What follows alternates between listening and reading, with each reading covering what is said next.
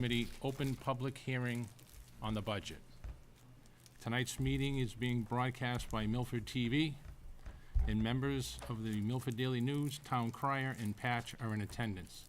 If anyone would like to make a video or audio recording of this meeting, you can transmit the meeting through any medium. Please let me know at the end. Thank you. So I'm going to open up the public hearing, and the first agenda item is invitation to speak. Is anybody here to speak? Mr. Treadle? Mr. Costa?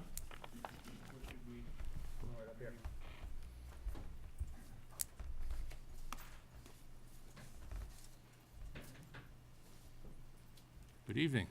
Evening. Evening. Steve Treadle. Jose Costa. Nice to have you here. Thank you. We appreciate the opportunity to speak to the board. What we're here to request is that there be some, at town meeting, in the context of town meeting, on the budget item regarding ELL programs, that there be an explanation to the town meeting members. And we're asking this because this is a fairly hot issue among citizens and some town meeting members. And I think they don't fully understand. And it took a while for us to dive through all the things to understand what's going on. But fundamentally, what we'd like to see is, we're not talking against the program, believe me. We want to see the kids educated. We want to see them educated with the best program possible. But what we're saying is, for towns like Milford, Framingham, Lowell, who have a disproportionate number of kids in the program, we should have a much greater assistance from the state to make these programs happen, instead of putting the burden on the local taxpayers. And even though we understand that the ELL program, when you look at the whole school budget, is a fairly small percentage of that budget, I think the issue is talked about by a lot of people here, and they need to understand, put it in context, and what especially what percentage of the cost of the program is borne by the town, and what percentage that the state pays of what it's costing the town. The focus should be on getting additional funds from the state so that we can put on a good program. Jose, would you like to?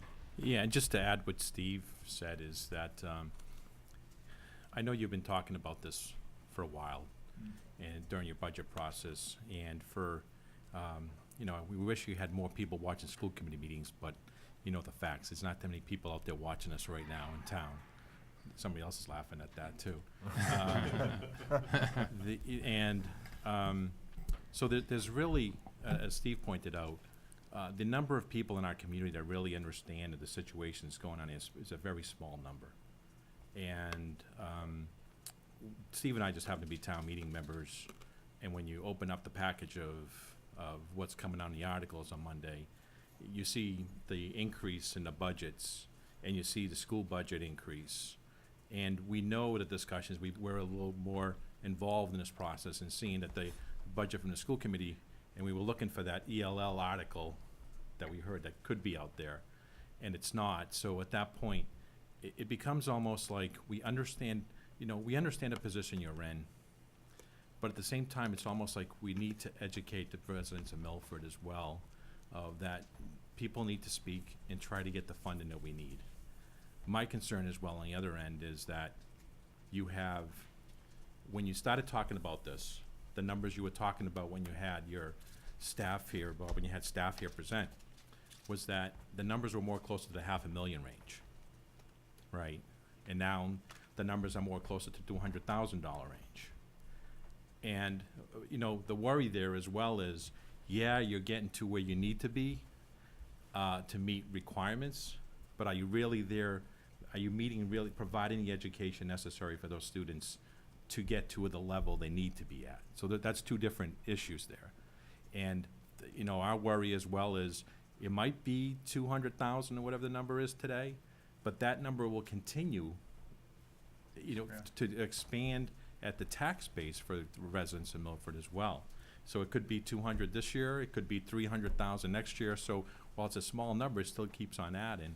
So, like Steve said, Please understand that we want yeah, the proper amount of money for the funds for this program, but we think the state should be providing it to towns or cities that have a disproportionate amount of kids in this program. yeah, so be very clear in this. We are in full support of what you're doing in the education to the children you have here in the school system, without a doubt. That's not what we're here today. I think we're just hoping that the message gets a little communicated better, and at town meeting especially, that people understand the situation we have in this town, and how do we go forward and try to get the extra funding, as well as try to educate from a standpoint of the state to realize of, you know, the burden some towns are picking, like Milford right now with it. So, So it's like the, 800-pound gorilla in the room, everybody's talking about it, but we're not talking about it officially. And so public is jumping to all kinds of conclusions. But what we think is the issue is that we're not getting adequate funding from the state for a town like Milford that has a large ELL population. so thank you. Thank you. Thank you. Thank you.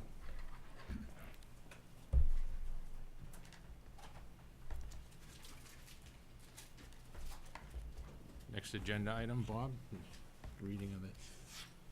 Yes, so as members know from our budget discussions we've had, budget meetings we've had along the way, we have a final budget number to approve to be part of the town meeting warrant, Article 4, for a total budget of $42,600,000 to be, it's been submitted for the town. We need to vote the school committee to certify that budget going forward. Any discussion? So this is the largest budget increase that I have ever signed my name to as a member of the school committee. Our budget this year is increasing by 5%. My previous high, I believe, had been just over 2, I think was probably my previous high. And as a committee, we made a decision this year. And the decision had largely to do with our ELL population, honestly. For the past 5 years, our demographics in this town have been changing substantially, especially in our schools. And we have had more non-English speaking students coming into our school district. And so, trying to be mindful of our budgets and trying to be mindful of the burden the taxpayers have, we had done everything within our power to absorb those extra costs. An example would be, if a teacher would retire, we would hire a teacher that spoke both Spanish and English, so they were dual certified. So they could split their time between our English-speaking population and our non-English speaking population.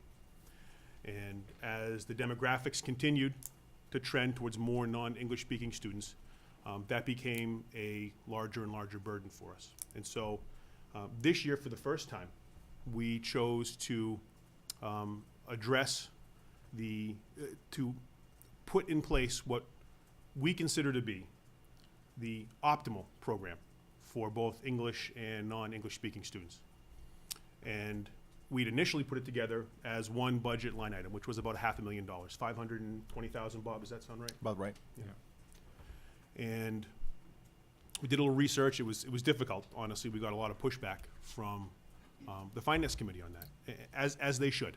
It's their responsibility to make sure that every department sharpens their pencils. And we did everything within our power to cut our budget, and we decided that we could survive a staged rollout. And so this year, the impact on the budget is approximately, I think it's $220,000, $230,000. And we're looking at the same increase next year. So long as our non-English speaking to English speaking student population remains the same, those two expenditures will put us at what we consider to be the optimal place for both our English-speaking and our non-English speaking students. If we continue to see a ratio change where we have additional influx of non-English speaking students, then it's not going to be optimal, and we'll try and have to find another way to address it. You know, I think that one of the reasons why, and this is my opinion, I don't speak for the committee, one of the reasons why we made that decision this year is because I think we've sort of reached a critical point in our school department where if we didn't make significant investment in our non-English speaking teaching staff, we were going to begin to impact the education of English-speaking students. And we have both a moral and legal obligation to educate both non-English speaking and English speaking students. And so it's my hope that the budget we put together is the one that can best address the concerns that the school committee and this town are facing right now. I think it's a good plan. I am as committed to educating non-English speaking students as I am to educate English speaking students, honestly, because a lot of us have relatives who came to this country that didn't speak any English. And I think it's also fair for the community to hold us responsible and to ask as many questions as they'd like and to demand answers from us, and it's our responsibility to give you those answers. And so I think we can probably put together some sort of a consolidated communication, Bob, that helps lay out some of these things. Because I think you're right. I think if more people were in contact with their legislators and if more people understood the impact that perhaps we could seek more aid from the state. You know, I think that when we see an influx of non-English speaking students come in, they have an impact on us this year, yet they're not reflected in our allocation from the state until the following year. And that's a challenge. And so Representative Fernandez is attempting to introduce a bill that would help sort of fill that, make a stopgap for us so we can receive funding in the same year. And we need, frankly, more action like that. And so I was honestly planning on speaking about this tonight anyway, because it's something that's been weighing heavily on me. I think a 5% budget increase for any department that's a big budget increase. And I think our schools are very important.